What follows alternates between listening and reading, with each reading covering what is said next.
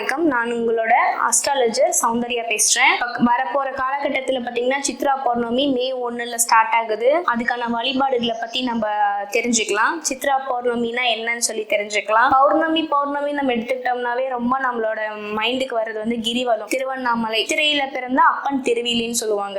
ஏன் அப்படி சொல்றாங்க? அப்பா வந்து தெருவுக்கு வந்துருவாங்க. நம்ம வந்து பழமொழி நம்ம எடுத்திருக்கோம். அப்படி கிடையாது. சித்திரையில பிறந்தா அப்பன் திருவிழே அப்படின்னா சித்ரா பௌர்ணமி அன்னைக்கு அப்பன், எல்லாருடைய அப்பனும் சிவபெருமான் வந்து திருவிழே, அதாவது நம்மள பார்க்கறதுக்கு தெருவுல வராரு அப்படிங்கறதுதான் மீனிங். அந்த அப்பாவுக்கு வந்துட்டு சித்ரா பௌர்ணமி ரொம்ப சிறப்பு.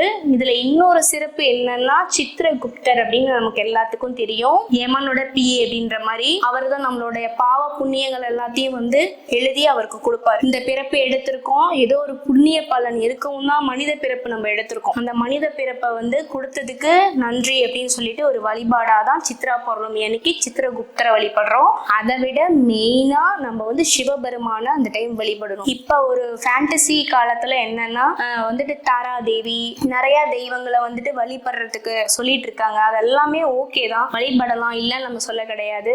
ஆனா ஆதியும் அந்தமுமான சிவனை என்னைக்கும் நம்ம வந்து வழிபட்டுட்டு தான் அடுத்தது. சித்ரா பௌர்ணமி அப்படின்னா ஃபர்ஸ்ட் வந்துட்டு காலையில எழுந்து சாமி கும்பிட்டுட்டு சூரிய நமஸ்காரம் பண்ணிட்டு வீட்டுல ஒரு பசு நெய்ல வந்து விளக்கு போட்டு சிவபெருமான வழிபட்டுருங்க. இல்ல அப்படின்னா சித்ரா பௌர்ணமிக்கு முடிஞ்ச அளவுக்கு சித்ரா பௌர்ணமி கிரிவலம் போறதுக்கு ட்ரை பண்ணுங்க. அப்படி இல்லை அப்படின்னா அருகில் இருக்க சிவபெருமான் கோயிலுக்கு போய் ஒரு நெய் தீபம் போட்டுட்டு வில்வ அர்ச்சனை கொடுங்க.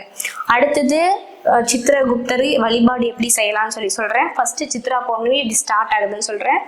பரபவ வருடம் தமிழ் மாத சித்திரை 18 வெள்ளிக்கிழமை அப்படிங்கிறது வந்துட்டு மே 1 உழைப்பாளர் தினத்தன்னைக்கு சித்ரா பௌர்ணமி நமக்கு அமைஞ்சிருக்கு. அதிகாலை 2:41 சித்திரை வரலும் சித்திர நட்சத்திரம் போகுது. இந்த டேட்ல காலையிலேயே வந்து 2:41 வரலும் தான் சித்திர நட்சத்திரம் போகுது. அதுக்கு முன்னாடி 30 வந்துட்டு பாத்தீங்கன்னா தான் நமக்கு பௌர்ணமியும் சித்திரையும் சேர்ந்து அந்த நைட்டு தான் நம்ம கிரிவலம் ஸ்டார்ட் பண்ணுவோம்.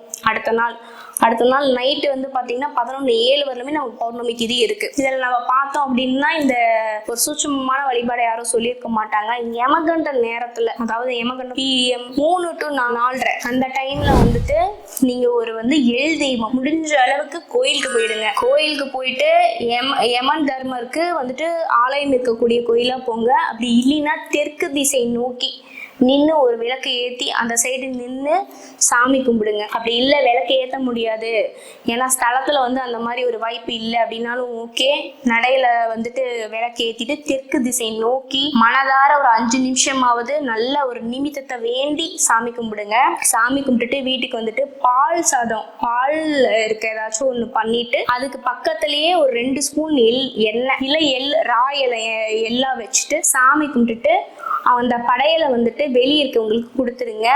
மீதி கிடைக்கிறத கொஞ்சமா நீங்க வந்து வீட்டுக்கு யூஸ் பண்ணிக்கோங்க, சாப்பிட்டுக்கோங்க. ஆனா நீங்க வந்து அந்த டைம்ல தர்மம் பண்ணிடணும். தர்மம் பண்ணிட்டு ஒரு புது நோட் புக் வாங்குங்க. ஒரு 10 ரூபாய் நோட்டா இருக்கட்டும், இல்லை உங்களால வசதிக்கு ஏற்ப ஒரு நோட் புக் வாங்கிட்டு அதுல வந்துட்டு நீங்க இந்த பாசிட்டிவ்லாம் பண்ணிருப்பீங்கன்னு உங்களுக்கு வாழ்க்கையில இருக்கும்ல, இவங்க உங்களுக்குலாம் உதவி இருக்கேன், இல்ல நான் எனக்கே, அதாவது நீ கொடுத்த உடம்ப நான் இவ்வளவு நல்லா பார்த்திருக்கேன், நீ கொடுத்துருக்க மனசை இந்த அளவுக்கு நான் பார்த்திருக்கேன், எனக்கு இந்த நல்லதெல்லாம் நீங்க கொடுத்துருக்கீங்க அப்படிங்கிற பாசிட்டிவிட்டி எல்லாம் அந்த நோட்ல வச்சுட்டு எழுதி வச்சுட்டு அதுக்கு பின்புறமா தலைகீழ திருப்பி இந்த நெகட்டிவிட்டி எல்லாம் இருக்கு கடவுளே, அதையும் நீ கொஞ்சம் எனக்கு பார்த்து சரி பண்ணி கொடு அப்படிங்கிறத வந்து வச்சு வழிபாடு பண்ணிட்டு ஆத்மபூர்வமா அன்னைக்கு பௌர்ணமி நிலவு அந்த கதிர்ல நின்று அந்த ஆறாவோட கனெக்ட் பண்ணி இந்த வழிபாடு முடிங்க. நல்லதே நடக்கும். ஸ்பெசிஃபிக்கா இந்த நெய்வேத்தியம் தான் பண்ணணும் அப்படிங்கிறது பால்ல மட்டும் உங்களால முடிஞ்ச அளவுக்கு பண்ணிக்கோங்க. ஏன்னா அன்னைக்கு பௌர்ணமி பால்ல பண்ணிட்டு நீங்க பண்றது வந்துட்டு நல்லா இருக்கும். படையல் போட்டு சாமி கும்பிட்டுட்டு முடிஞ்ச அளவுக்கு தீப தூபம் எல்லாம் போட்டுக்கோங்க.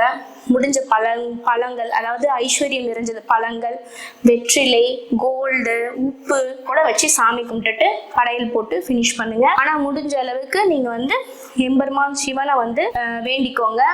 முடிஞ்ச அந்த துதியும் பாடுங்க. மாசில் வேலையும் மாலை மதியமும் வீசு தென்றலும் வெங்கில நீனிலும் மூசும் ஒன்றரை பொய்கையும் போன்றது ஈசன் எந்தனை இன்னையடி நிழலே. பாட்டை வந்து பாடுங்க. இது வந்து எந்த ஒரு கஷ்டத்துல இருக்கும் போதும் இந்த பாட்டை நம்ம பாட பாட வந்து சரியாகும் அப்படின்னு சொல்றது.